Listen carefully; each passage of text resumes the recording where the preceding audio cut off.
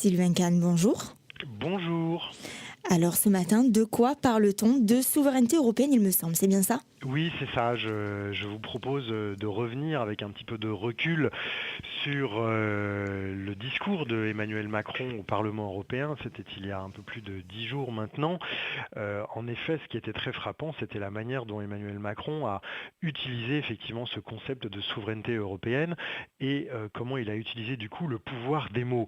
On se rappelle en effet qu'il avait fait un grand discours à Athènes sur la colline de la Pnyx à l'automne dernier, puis dans un grand amphithéâtre à la Sorbonne à Paris cet hiver, et puis donc au Parlement européen à nouveau, il a prôné cette souveraineté européenne.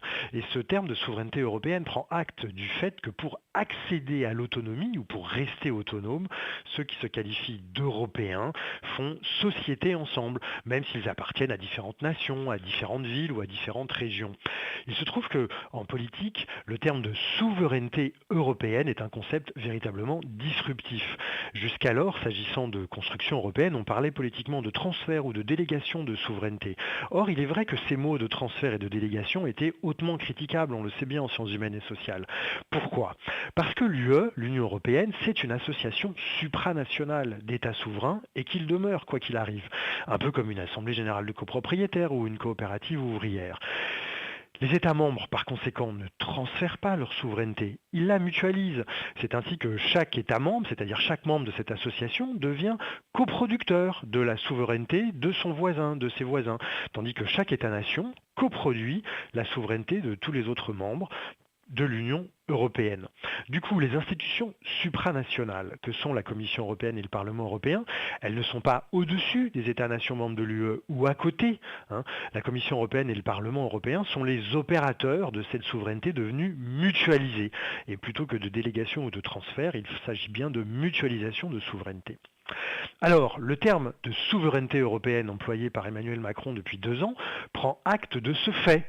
Ce fait très important, c'est ce fait de mutualisation de souveraineté par les Européens depuis 1957 et le traité de Rome, voire 1950 et la création de la communauté européenne du charbon et de l'acier.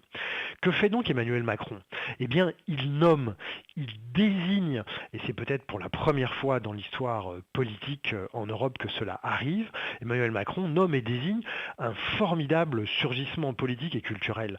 Parce que figurez-vous que mutualiser la souveraineté européenne, mutualiser les souverainetés nationales dans une souveraineté européenne, eh bien, c'est juste une rupture, une bifurcation avec 5 siècles d'histoire des Européens.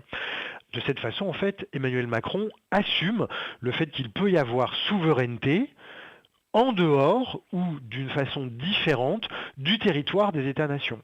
Voilà. Dans la communauté économique européenne, puis dans l'Union européenne, la souveraineté se partage. Or, on a très souvent dit, en particulier depuis Jean Bodin au XVIe siècle et les guerres de religion, que la souveraineté, justement, elle ne se divisait pas. Elle devait être tout entière contenue dans un seul territoire, à une seule échelle.